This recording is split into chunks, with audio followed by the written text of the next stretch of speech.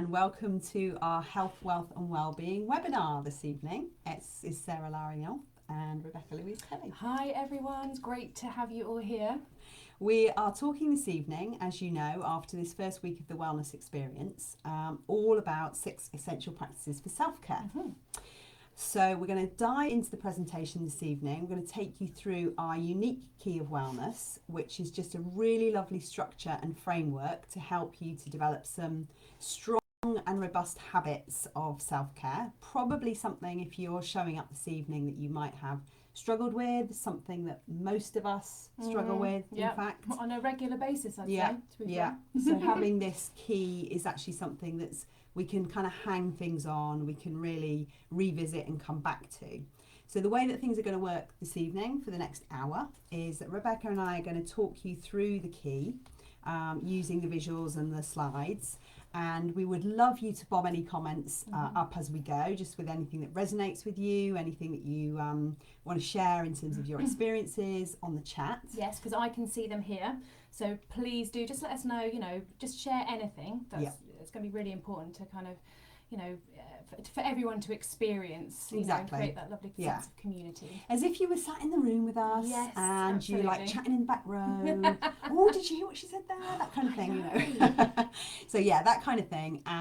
But if you've got any specific questions, we're going to give you an opportunity at the end of the presentation to ask your questions, because it might be that actually you've got a question and then that gets answered a bit later in the presentation. And also, we've only got an hour, so much to cover.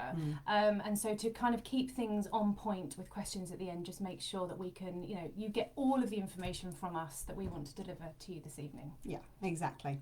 So as I said, I'm Sarah Ilaria North, this is Rebecca Louise Kelly, and together we're Health, Wealth and Wellbeing.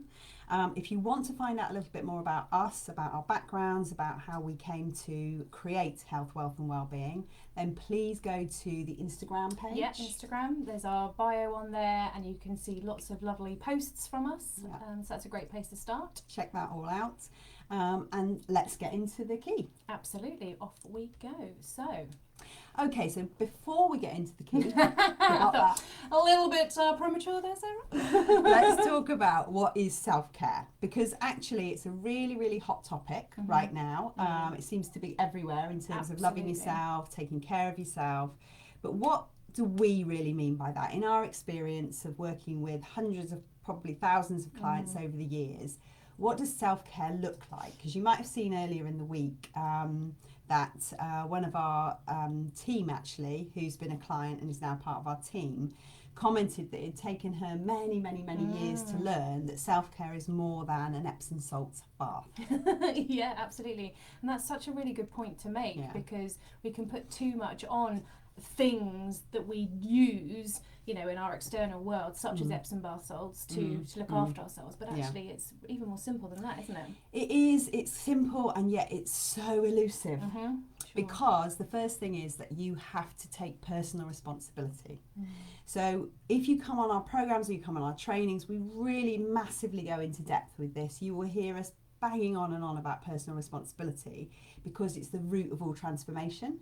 You're not going to get change and transformation if you don't step out of the drama, step out of blaming others, step out of waiting to be rescued, and take responsibility. So that's our number one first for everything, actually. 100%, yeah. Yeah. And that's about meeting your own needs. So we can get a little bit resentful when we run around meeting everybody else's needs and taking care of everybody else, and then going, well, hang on a minute, who's taking care of me? Well, what we're really here to talk about is how we take care of ourselves first, and therefore then we can take care of others. Yeah, absolutely, because if we put ourselves at the bottom of the pile, we just keep getting lower and lower and lower and lower, and of course we then... So we can't find ourselves. We can't find ourselves, but of course, we become kind of, I guess, a bit weaker, everything starts to kind of not work properly in that respect, and that's across all aspects of self, which we'll be covering a little bit later as well. So really important that we put ourselves right at the top of the pile, number one, and therefore we can be, the best for everybody else in our life as well. And that doesn't ever mean that you're selfishly disregarding other people. It never means that. It's the classic on the plane, what do they say? When the face mask drops, put your face mask on first before you assist anybody else in putting theirs on. And it's that philosophy, it's that approach. It's not like the whole kind of elbows, me.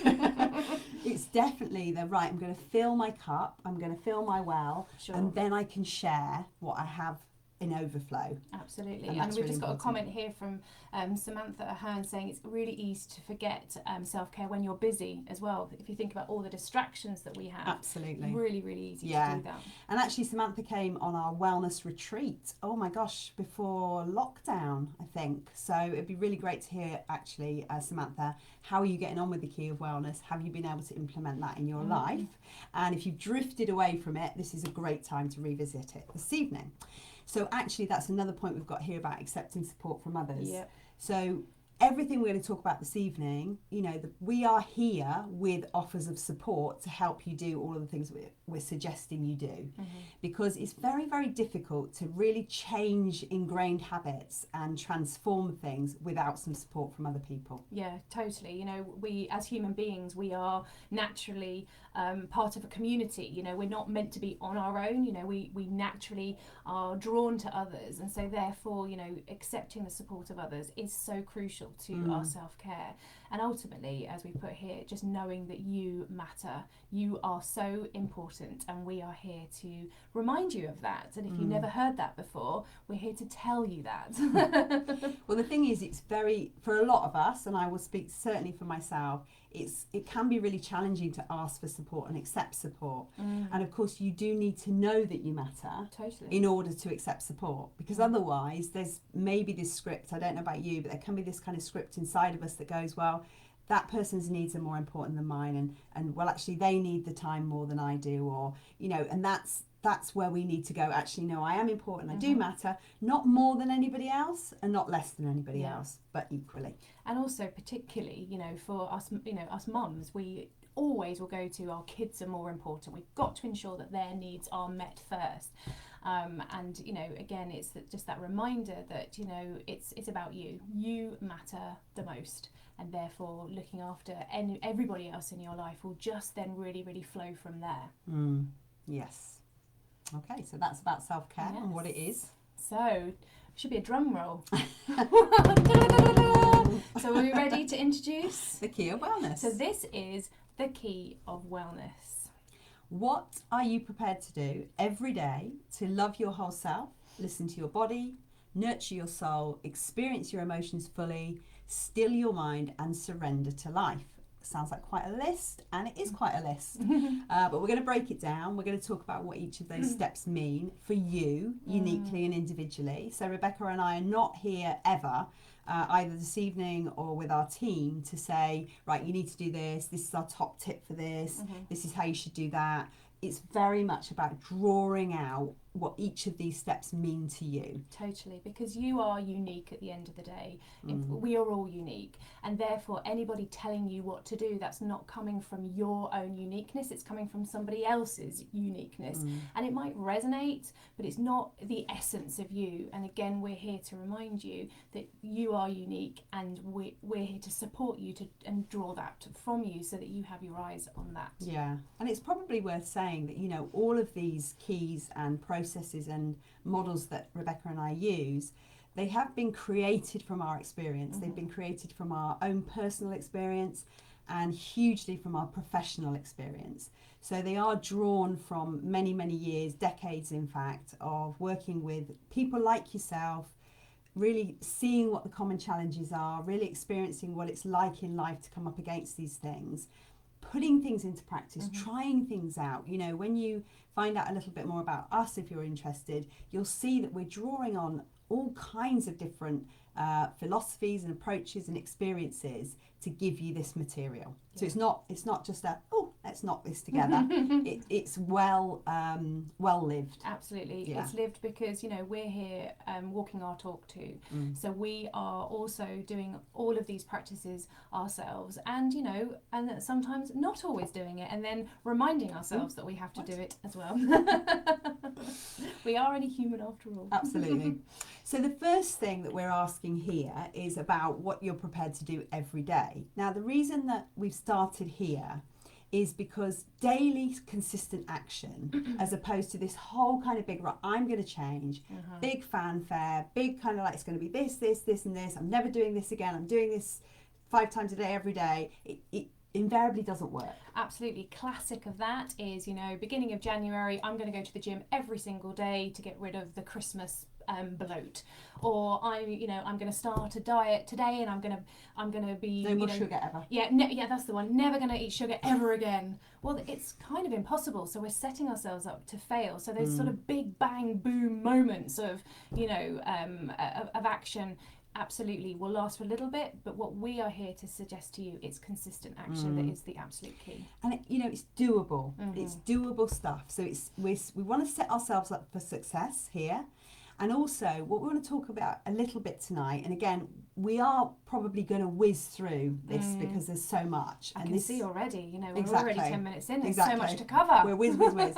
But, we mentioned here the compound effect. The compound effect is incredibly powerful. So if you imagine you're here and you want to get to a certain point. Now, if you're moving along and you're going 1 degree, just 1 degree, which could be tiniest of actions every day, and you're moving 1 degree, 1 degree, 1 degree, or 1 degree, 1 degree, 1 degree, eventually you can end up over here or over here. And of course, that's a massive, massive difference, whether you're moving positively towards something. So you bring in a habit, for example, you start every single day with fresh ginger in hot water. That could be a great cleansing habit that over time compounds and compounds and compounds to take you here. Now, you could equally start getting a bit of a taste for that full fat rich latte every day, maybe. Anyone? Right. Oat latte? And every single day it compounds and compounds and compounds and takes you over here. So what we're trying to say here is that we want to make these changes and these steps that we're suggesting that you might like to do really obtainable. Absolutely. And setting yourself up for success. Yes. Yeah. And then what we've put here is making yourself a priority. Now, again, this is the thing about doing things daily, is if you have an aim to do it consistently and daily, and I think Rebecca's already alluded to this, no beating ourselves up if we don't.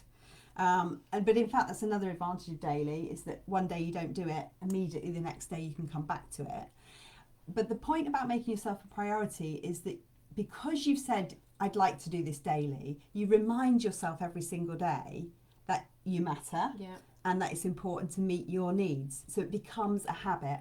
And this is where we talk about habits and rituals. Absolutely. I mean, something as simple as, making a cup of tea and then sitting down and drinking the whole of that cup of tea whilst you've sat down the whole time, and maybe you've made it in a really lovely teacup and saucer, and you're just enjoying that moment. And if that's all you do that day, that is you looking after yourself in that moment. So it's a small and simple action that you can do on a very regular basis and really enjoy it too. Yeah, because that makes me think of we always make sure we celebrate as part of our programs and as part of our change, and small wins. Small wins, I'm going to say as women in particular, we will often look at our day and consider what we didn't do rather than what we did do. So as Rebecca said, if the one thing you can look back on in the day is, actually, I made myself a cup of tea today and I sat down and drank it, or I went to the loo when I needed the loo. I know, how often do we not do that? However small a win it is, it's a win. Yes, so, yeah. Absolutely. Fantastic. So are we ready to move on to the first step then? Yes. Yeah. Brilliant. Of the number one, let's go for it. Here we go. Okay. Love my whole self. Might sound like a bit of a curious statement in the sense of, well, actually probably doesn't, because you probably do go, well, I like this bit of me, but I don't like this bit of me. But what we're really talking about here is our 4 bodies.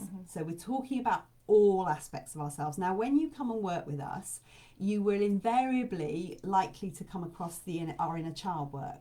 And we talk a lot about how we fragment, how we reject parts of ourselves, how we parts of ourselves get kind of fallen into the shadows. So what Rebecca and I are talking about here is really considering your mental, physical, emotional and energetic or spiritual bodies. And really considering that these are all aspects. So some people have a real preference for their mental body, they're in their heads a lot and they completely forget about their physical needs. Some people will be well on it with the physical needs, they'll be really tip top, but they just don't let themselves express their emotions or have any time to feel anything other than I'm fine. Yes. So we loving your whole self, and again this will come into the other steps, is really about considering all aspects of self. Now cultivating compassion, again, sounds kind of simple. The Dalai Lama's probably written countless books about it, and I would say it's our client's biggest challenge. Self-compassion. So not compassion towards others, not considering others. Most people are pretty good at that, but actually that compassion towards self, like that treating ourselves in a way that we deserve. And in fact, it is the Dalai Lama, I think, that says, you yourself are the most worthy of your love and attention. Absolutely. Yeah. And the interesting thing is often we treat others how we truly want to be treated ourselves. So that sense of when we can be really compassionate to others, it's about going, okay, maybe I need to also look at how compassionate I am for myself and what I really, really need, because I can give it all out here, but why can't I give it here? Yes.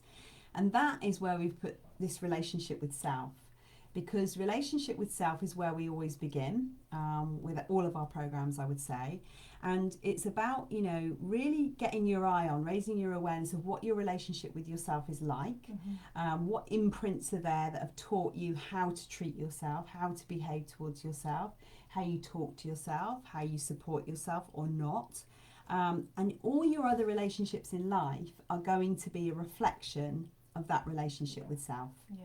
And that's a very, very powerful concept, isn't it? It is, and kind of stops you in your tracks a little bit, because of course what it's doing is reminding you that everything starts here. We are entirely responsible for what is playing out in our external lives, in our external relationships.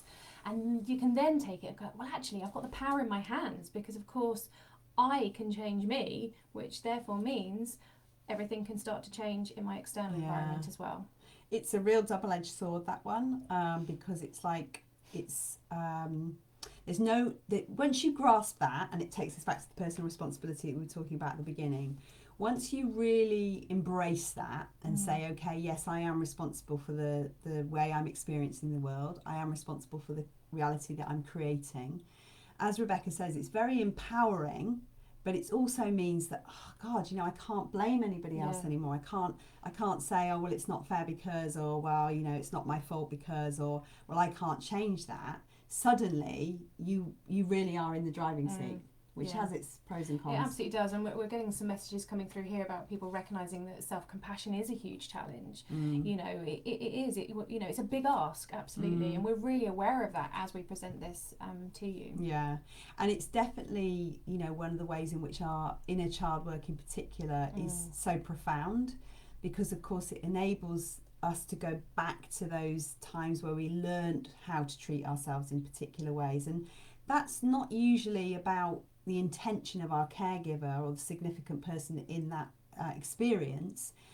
It's about how we experience that, and therefore how that became implanted into our cellular memory. Absolutely. Right? Yeah. And this is one of the things that we really, again, of course, we're talking to you about the way that we work because we're so passionate about it.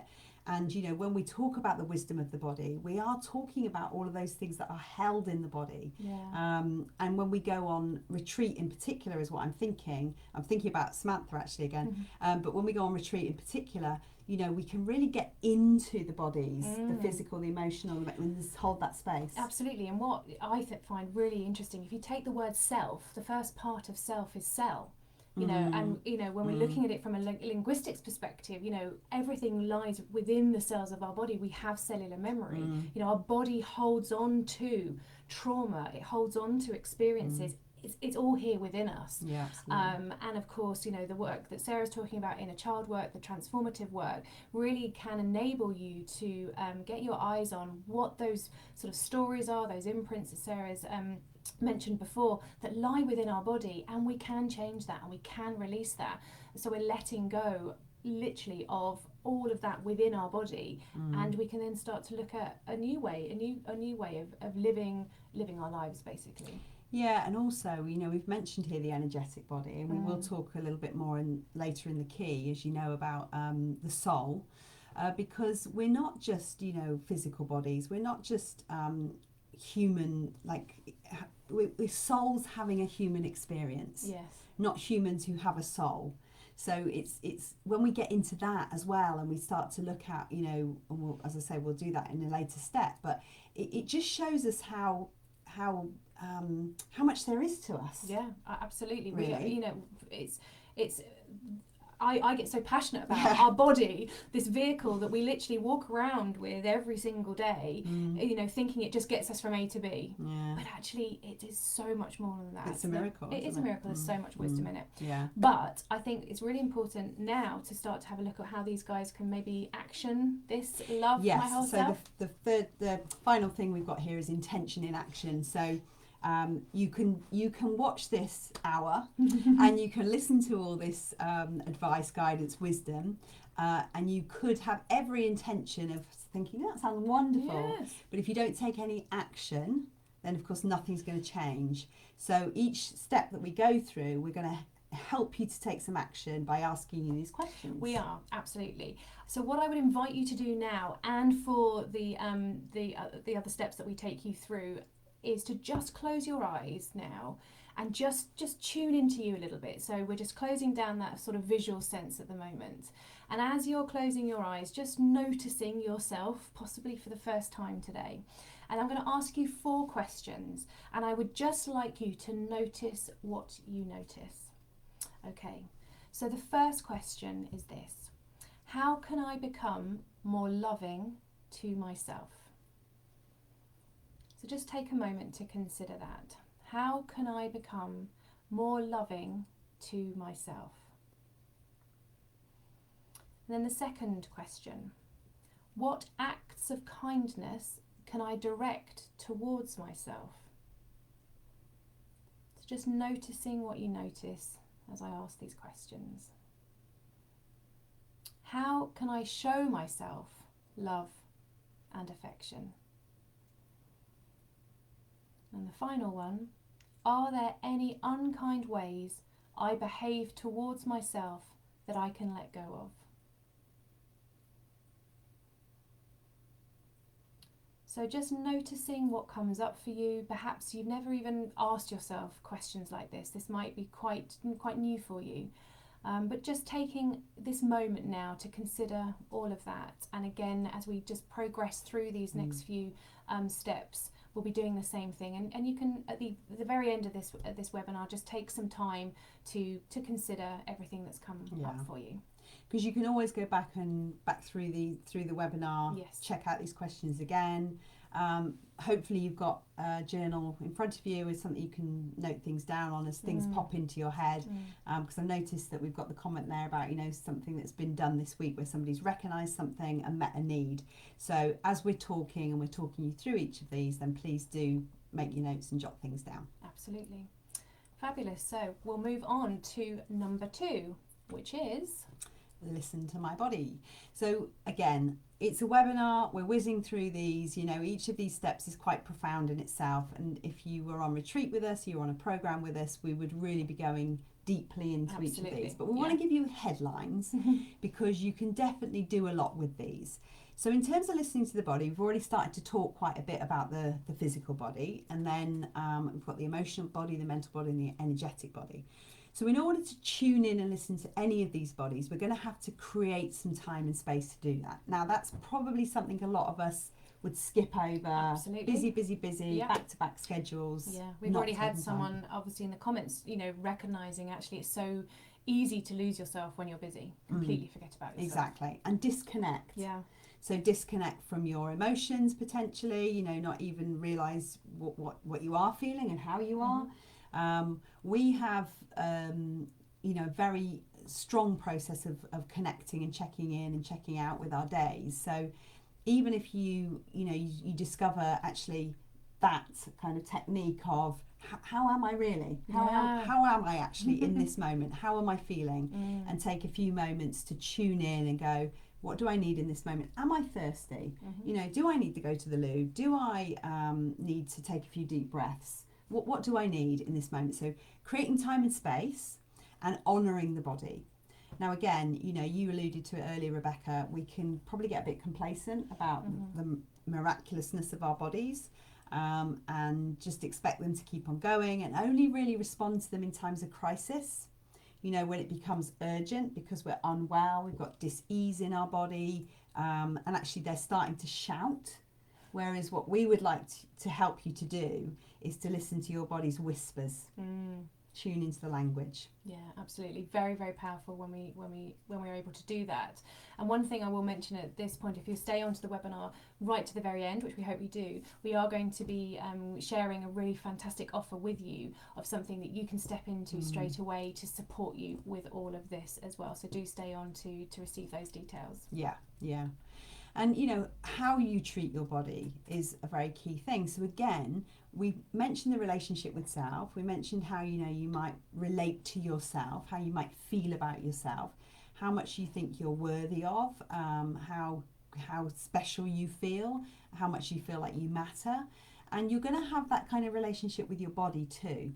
And I remember it wasn't so long ago, was it? We took our Body Wisdom coaching students through that exercise of asking them, how do you feel about this part of your body? How do you feel about that part of your body? Because it's really difficult to actually listen to the wisdom of our body if we've got potentially any hang-ups about our body. If we're not particularly enamoured by our body, and I know I certainly can come from that place. I just want to disregard it. Well, if I'm disregarding it at that level, there's no way I'm going to actually be listening to that headache that I've got. Well, what does that mean? I'm not going to be inquisitive or curious about it because I'm completely disconnecting from my body because I'm kind of afraid of it, or I don't like it, or I don't really have a relationship with it.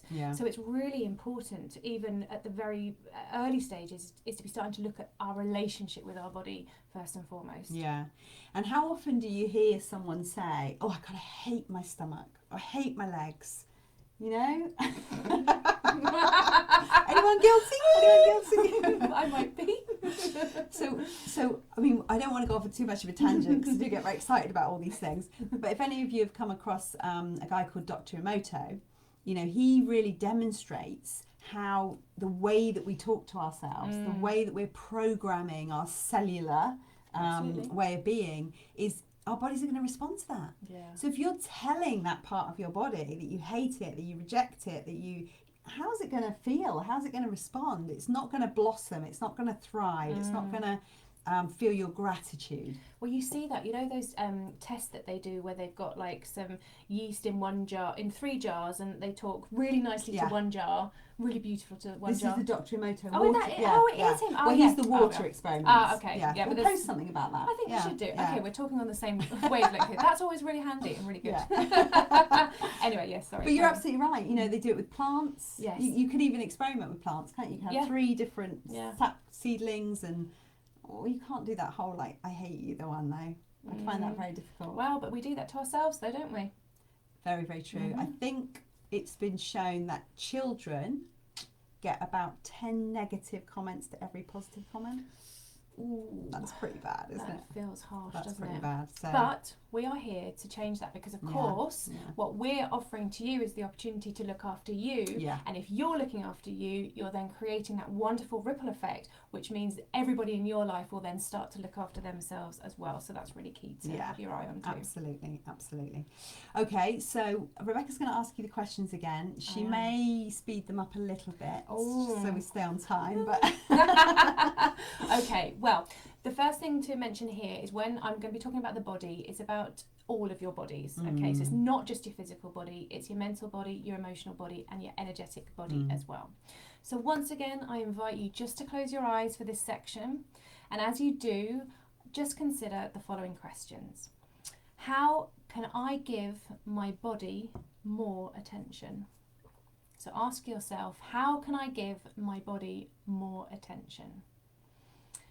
And then the second question is, how can I listen better to my body and hear the messages of my body? Where am I choosing to ignore my body and its important messages and wisdom? And what can I put in place to facilitate a deeper conversation with my body? So some really key questions there to ask yourself, and as Sarah mentioned, you can come back and watch this on catch up and, you know, go through these questions again. And I believe that we'll have a post later on in the group this week where we'll be précising this as well, so you'll have sort of handy kind of you know, images that you can, you know, download or print off too. And these actually I meant to say before, these are what we call our coaching questions. So when we're teaching our students to coach, these are the kind of questions that we might be asking. And one of our team who has trained with us has just made the comment, you know, the question, how are you really? And how powerful that is, because when we're on our courses, you know, we might say, how are you? But we will generally say, how are you really? Yeah. You know, because if you think about in life, everyday life, we'll say, how are you? I'm fine. It's like a little ritual exchange, isn't it? There's no kind of actual consideration. We don't think about it. No. How are you? I'm fine. You know, if you say to somebody, how are you really? And you really want to know, it's a very, very different exchange. Yeah, very powerful. Yeah. Wonderful. So moving on to number 3 then. Okay. Here we go. Oh, this is one of my favourites. Nurture my soul. Probably the one that most people are a bit curious about and a little bit like, well, what do you mean by that?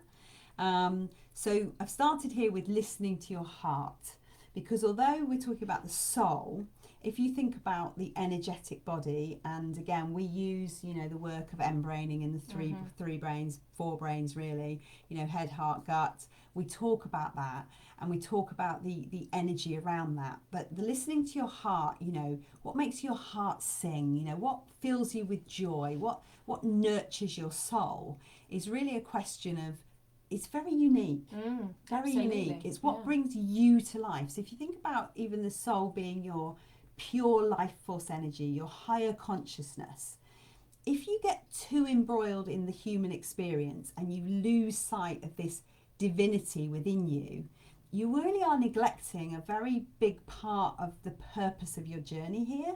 Now, of course, everybody's got different belief systems.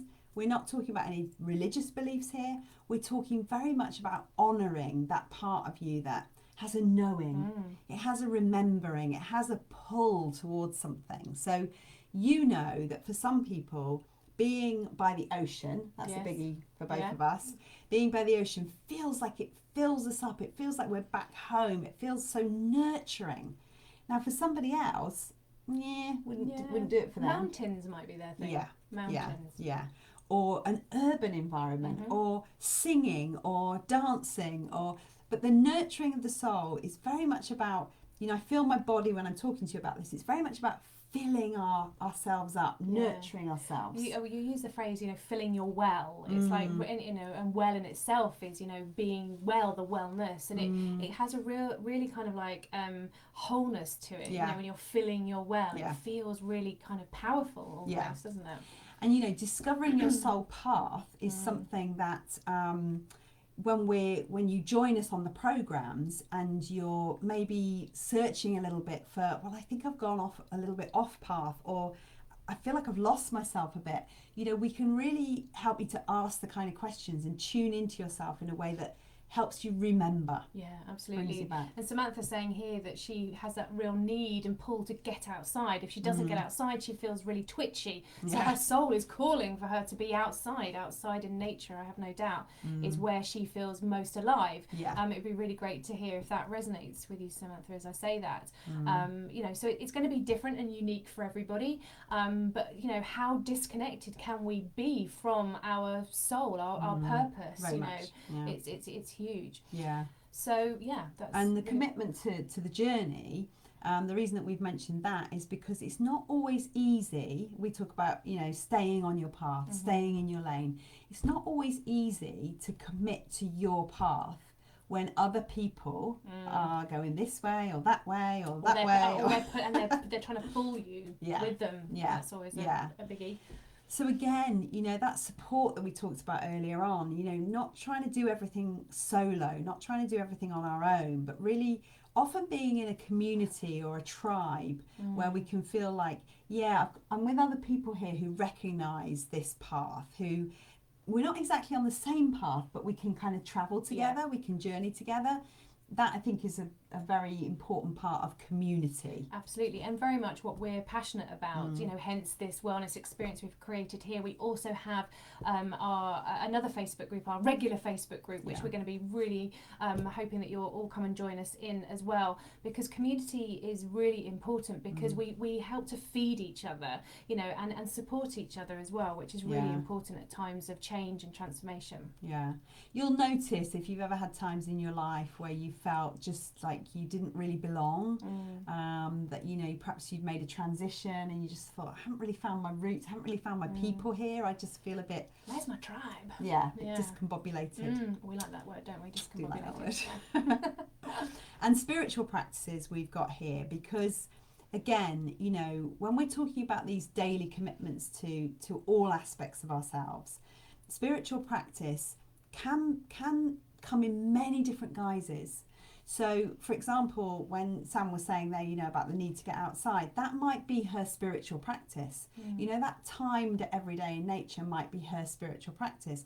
For somebody else, it might be a bit more what you traditionally would think, like yoga or meditation. For somebody else, it might be driving their car in a way that's kind of like they've got the music on, they're tuned in. It doesn't really matter, as long as you connect to that part of you that you know is the essence of you.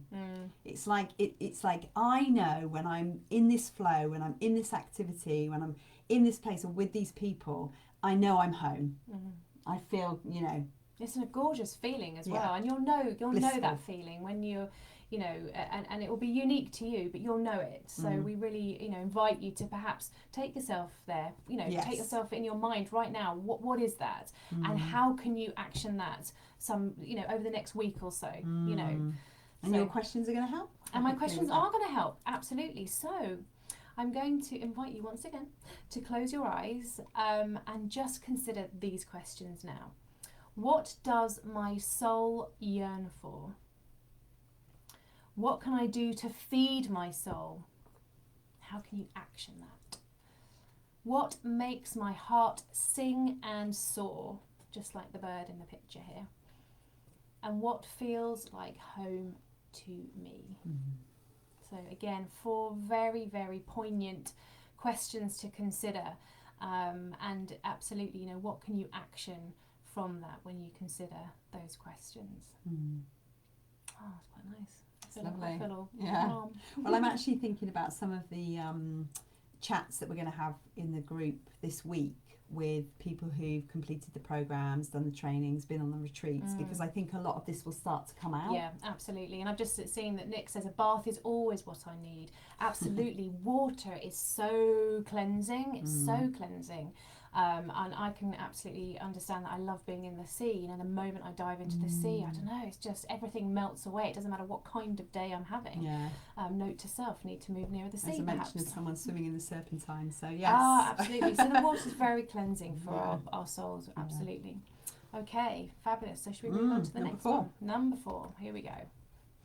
Okay, so experience my emotions fully. Now, this, as you notice, we're not necessarily saying that expressing our emotions, we're talking about really experiencing them. Now, there's a great teacher, Michael Singer, who really, I think, taught me this, along with definitely the Buddhists and the School of Philosophy and so many other areas, really. But this actually experiencing the energy in our bodies, so emotion being energy in motion, experiencing it without resistance, experiencing it without judgment, knowing that, you know, if I feel a certain way that I enjoy and I embrace, but actually sometimes when I feel a certain way that I don't want to feel, it's really important that we also allow that to happen. And Rumi has a beautiful poem, doesn't he, about inviting all the emotions in. So this step is really creating something in your day where, as we were saying, fully, you can really go into, you know, where am I pushing some stuff away? Am I are there areas where I just don't want to feel that? Because it starts to create problems for us. It starts to get stagnant. It does. And do you know where I've gone to, actually? We were on a walk yesterday, and I was walking along with a friend of mine, and we were talking about exactly this, that she knows that there's anger there for her. She knows it, but she just can't experience it because she's really scared, but a bit fearful of experiencing it. So she's really keeping it at bay. So we were having a really great chat about, well, how would that be, just to bring it a little bit closer? What does that feel like? What does that look like? And even in doing that, even bringing your awareness to that, is you starting to experience it. Yeah. And the self-acceptance that we've got here is very much about, you know, I'm guessing, for example, that somewhere in her journey, anger was judged. You know, that she was probably made to feel that, you know, it's wrong to be angry, or, you know, that's not acceptable, or you can't be loved when you're angry, or whatever that story might be for her, which will sit at an unconscious level. That self-acceptance, that acceptance of, actually, you know, all our emotions are valid. They're all bringing us messages. They're all wanting to move through us. So even if you don't, you know, you don't have to get into analysing them. You don't have to get into always understanding why you feel a certain way. What we're suggesting is that rather than resist it, you embrace it fully, and it will move through. It will flow through, rather than it getting stuck and suppressed and stagnant. And when it gets stuck in our bodies, and we've already spoken about how our bodies are very, very wise, and when it gets stuck there, the body kind of needs to tell us that it's there, and that's when we can start to see the dis-ease of our body, because the body's like, I need to let you know that you've got this stuck in here, and it needs to come out. So that's when we start to see things starting to break down in our physical body particularly. And again, you know, so many great practitioners out there. I'm just thinking about Bradley Nelson of the Emotion Code. You know, his whole work is about how emotions have got stuck in the body, and how they can be released, and when they're released, the body suddenly stops feeling the pain. And we've mentioned here high vibrations. Now, again, all our emotions have a frequency, a vibration. And there's a great, David Hawkins has the scale, the power scale, which the phrase, I'm smiling because I'm thinking about some of my students who use the phrase love and above, because that whole thing of when you look at the very, very low frequency emotions of shame and fear and anger, and they're going all the way up to kind of these joyful emotions. Anything above love and above, is a high vibration that keeps you in that place of, you know, really attracting in probably more of what you want to attract. So there's got to be a balance here. You know, we don't want to make certain emotions bad emotions, because then you are afraid to feel them. You don't let them in, you don't let them flow. So everything's about the flow, but we do know that if we focus our attention and our energy on our higher vibration emotions, that does tend to bring us more of what we want. Absolutely. And it, you know, and who doesn't want to be in that high vibe mode? You know, it feels light. It, you know, it literally feels like, you know, you're sort of walking on water almost, you know, sort of gliding along. It's a really wonderful place to be in that respect. Thinking about music there, because for most of us, music's very powerful in triggering certain emotions, or changing our state and changing our emotions, and movement and dance and so on. Absolutely. And we bring music a lot into our work for exactly that reason. You know, how we can connect with, you know, something much deeper within us through the energy of music, through the connections that we have to music as well. So it's goes very, back very to powerful. Nick's sound massage as well. Or the sound, absolutely. You know, and if you haven't connected with the sound healing session that we did last week, do go into the group and have a look at that, because, you know, it's a really wonderful way to really experience how the body reacts to music and how it works with music as well, which is really great. It's the whole water body. It's the whole kind of like, you know, I mean, we could totally go into the moon cycles, the lunar cycles, and the pull on our emotions and how they affect our emotions. Might have to do another webinar. I know, I think we're going to do another webinar on that. And in fact, you know, it would be really good actually, whether you're watching this now or you're watching the replay, to populate the chat with the things that you found. Oh, I'd like to know more about that, or I'd like to know more about that, because then of course we can go into more detail about things. I mean, you can see Rebecca and I have just got, I could tell you this. So we've got plenty of energy on that. So, absolutely. But let's take a moment now just to consider your actions that you can do towards experiencing your emotions more fully. So in this moment, once again, just inviting you to close your eyes and just consider these questions. In what ways can I give myself greater permission to feel my feelings? So feeling and experiencing my feelings. Where am I avoiding or suppressing my feelings, and what can I do to change this? And how do I feel about my feelings? And what blocks am I aware of to allow all my emotions? So what blocks am I aware of to allow all my emotions? So again, 4 simple questions, but actually there's so much in those questions. And it would be really great to just notice what you notice, and please do share here in the chat if you're noticing anything coming up now as you're connecting with these questions. We'd really love to hear. And what I'm thinking there is that when you these are no doubt very, very powerful questions, and any self-reflection you do on these will bring you awareness, as will following anything like the online offering that we're going to give to you at the end of this. However, there's nothing that compares to the coaching relationship where somebody can hold the space for you and encourage you to go more deeply into something you're resisting. Because we very much train our team and train our students to be able to do that. It's very powerful. Okay, so number 5. Here we go. Number 5. Okay, so still my mind. I mean, most people these days are much more familiar with mindfulness, much more familiar with meditation. There's lots of apps. It tends to get taught in schools now. Yeah, which is brilliant. Yes, yeah. Like that. However, in spite of all of that, we still, generally speaking, have big mental health problems. We've just been through a pandemic, just been locked down, we've just been through all those kind of things. We've still got incredibly high rates of suicide. So this step of stilling the mind and having some kind of daily practice around this is a really fundamental key to wellness, I would say. We talk about witnessing the mind first, because the first thing to do is really get your eye on how busy your mind is. And again, there's going to be, for a lot of us, a purpose to keeping our very busy minds. As we've alluded to in the last slide, can ignore our emotions. We can. And disconnect from all of that stuff that feels a bit icky and a bit difficult, because we can just keep busy, chatter.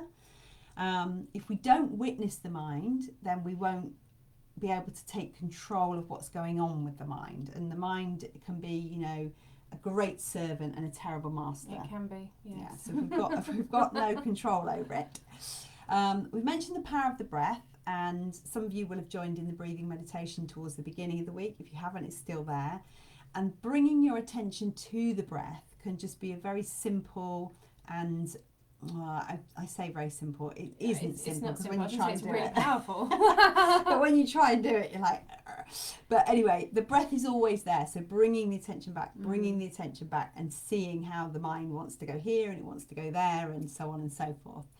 Now, again, what we're alluding to here is the purpose of the busyness of the mind. So hence we've talked about the addiction of the ego. It serves a purpose, you know, and the ego, which again we could go into a whole there's a whole webinar on that. You've got the whole psyche that's been created. So if you then start to witness that and go, oh, actually, I've now got my eye on that. That's a bit of a construct, and I'm not even sure I like that construct. That's a threat, obviously, to the psyche, to the ego, and it goes, oh my God, you know, what's going to happen to me if you start to get all enlightened and spiritual? But let's not forget, the ego has a really important role. It does have a role. And as you say, that probably is definitely a discussion for another day. It's a whole other webinar. We'll create that. But we've mentioned here too, beyond the mind. So when you quieten the mind, when you get into the body, when you get into the emotional, when you get into the energetic, when you go on these journeys of what's beyond the chatter of the mind, it's very exciting what's possible for us. It's very what's actually possible for our human minds that we don't even understand, never mind utilize. So that's where it can get quite exciting. Absolutely. And remembering that we are not our thoughts. You know, that's just I feel, for me, a great reminder, and it kind of brings the simplicity of it. We are not our thoughts. So what is going on up here, we are not. That is not us. That is not who we are. And I find that really, for me, quite sort of calming in some way. I'm like, oh, okay, Okay. Yeah, and that revisits the soul, because when, as you say, we're not our thoughts, we're not our bodies, and we're not our emotions. But actually, most of us end up over-identifying with all of those aspects, and therefore we lose sight of the divine spiritual beings that we are, and that can limit us enormously. Yeah, absolutely. So let's take this moment now to still our minds and just close your eyes and just consider these questions now, and ask yourself, how can I quieten my thoughts and allow my mind to rest? And what can I do to find stillness and rest in the seat of pure consciousness? What brings me peace? And what space can I create to be at ease? So again, some really lovely questions there. And I'm reminded with that last question, what space can I create to be at ease? With the offer that we have at the end of the webinar, that's going to really enable you to actually start to consider your space, the space that you make for yourself, whether that's your physical space, your emotional space. It's all really, really important. Yeah. And Nick's mentioned that, when connecting to what she's avoiding, she found herself to have a very heavy heart. And, even just that awareness now, Nick, you'll be able to listen more deeply to your heart. You'll be able to go into that and allow yourself to go through it so that it can be, the message can be heard. And of course, once the message is heard and we can take action, invariably then the heart will feel lighter because it's been able to express that emotion. Yeah. Fantastic. So we're now into the final part and that we're really excited to share with you, and that is surrender to life. This is a life's work rather than a daily practice, I'm going to suggest. And, it's very much about, we spend a lot of our time, I believe, arguing with reality. We spend a lot of our time stressing about it shouldn't be like that, it should be like this. We often worry about what's already happened, and we worry about what's going to happen. So a lot of the time we're not living in this present moment, in the flow of life. We're creating a lot of friction and a lot of resistance to life, and that makes things pretty hard for us, actually. And also we tend to, the Buddhists talk a lot about neither resisting nor clinging. And for me, this is a really profound philosophy, because when we have beautiful moments in life, when we find those blissful moments that we were talking about earlier, we tend to want to hold on to them. I don't ever want this to be over. I must hold on to this. I must make this last. And when we face those difficult things, like, for example, Nick's heaviness of heart, we might want to push that away. We might want to resist that and say, I don't want to feel this. I don't want this. Now, in both of those, we're not then in the flow of everything that the life and the universe has to offer us.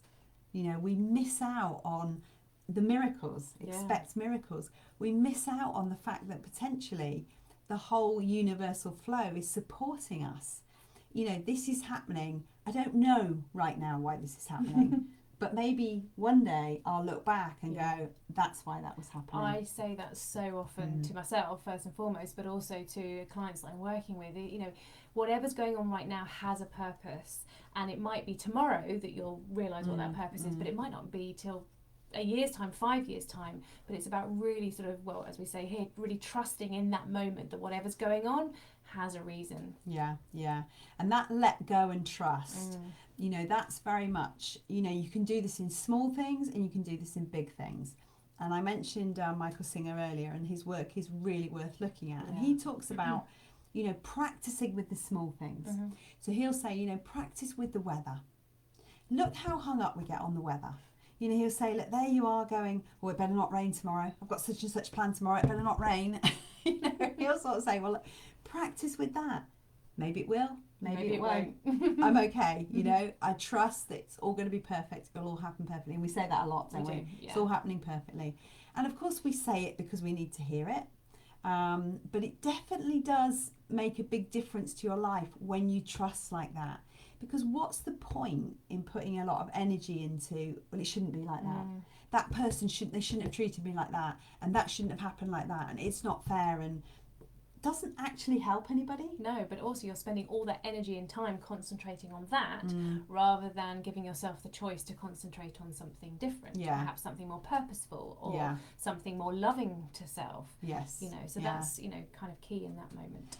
Yeah, so you can see that there's a wealth of stuff in all of these 6 steps, and they're not, you could definitely, by using the action questions and whatever notes are coming out, you can definitely commit to certain things. But this one in particular is an approach, it's a way of being, it's a reminder that we are, you know, on this big ocean, if you like, and the more that we can go with the flow of it and the more that we can surrender to it, the smoother our journey will be. Absolutely, absolutely.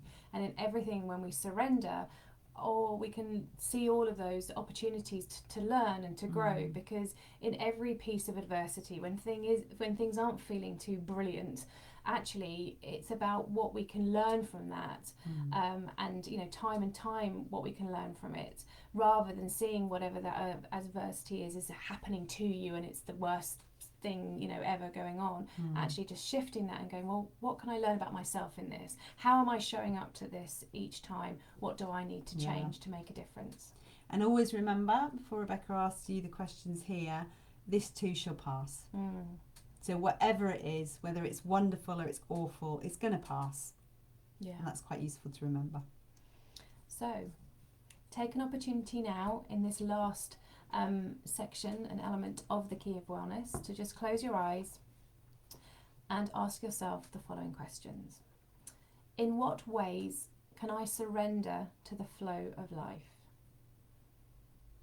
Where am I resisting what is and arguing with reality? What do I need to let go of? What do I need to accept as outside of my control? And just notice what you notice as you ask yourself those questions.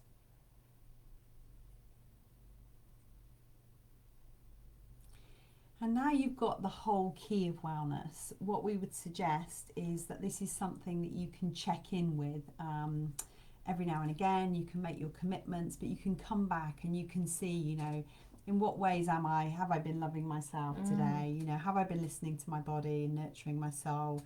You know, where have I been suppressing emotions? Has my mind been overly busy? And where have I been resisting life? So you can just use the questions, you can use the key, even if you check in with one step of it every now and again. It's a very, very, very powerful tool. And as I say, I think specifically I'm going to be talking with Lindsay tomorrow about how she's used it. Yeah, absolutely. And that would be a great live to catch live or watch on catch up, because Lindsay will be talking about how she has put exactly this into practice in her life, which is really exciting. It is wonderful.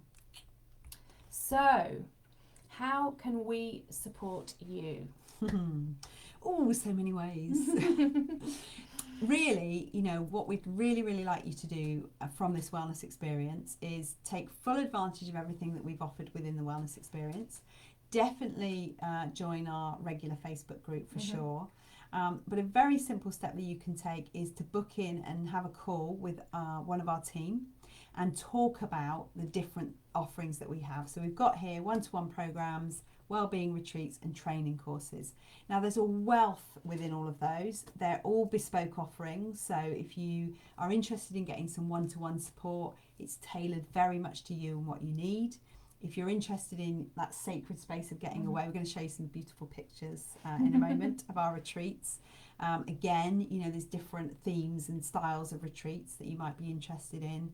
And if you're like totally inspired and think, you know, I really want to be doing this kind of work, then we also have professional training courses too. Yeah, absolutely. And the best way that you can access all of this is to book in a discovery call, as Sarah has mentioned. And I know that the link is, it's just been put into the comments there. So you can click on that and you can see our availability and you can book in to have a chat with you. And that's totally protected time. It's free, and we are there to talk to you about you and exactly what you're looking to achieve. If you're a fast action taker and you're like, do you know what, I absolutely want to get on and do something as soon as possible, today we are going to be offering you the opportunity to purchase our Key of Stable. This is a unique online program where you have access to a portal, a free portal, and you work through that. It's full of video content. You'll see Sarah and I on a regular basis in there as well. We're offering it here to you today for half price, and that's available up until the 28th of March, and you can see there's a code on there that you can use, and the link is also going to be popped into the chat here as well. So bob on that link, use the discount code, which is wellness0322, and you can receive that at half price. It's been lovingly created from all of our own personal experience, and as I say, is full of lots of video content, things to do, meditations. There's a workbook in there as well, which you get to download and can use on a daily basis. So jam-packed full of bits and you've got pieces. a couple of comments on the next I have, yes. So a couple of people, Simon and Stephanie, who have already stepped in to the Key of Stable. So you can have a look there at what they have to say about it as well. Yeah. So we're absolutely at the top of our hour, therefore let's just quickly put out if there are any questions, and whilst we do that, we can just have a little look through some of these beautiful images of our last retreat in Greece. And yeah, if there's anybody that's got any questions now, please bob those in the chat. Otherwise, if you're watching this on catch up, as we've said, the best thing you can do is to book a discovery call and find out exactly what's right for you, or put your toe in the water with Stable online program. Yes. That's another way to take some action. And fundamentally, use the wellness key.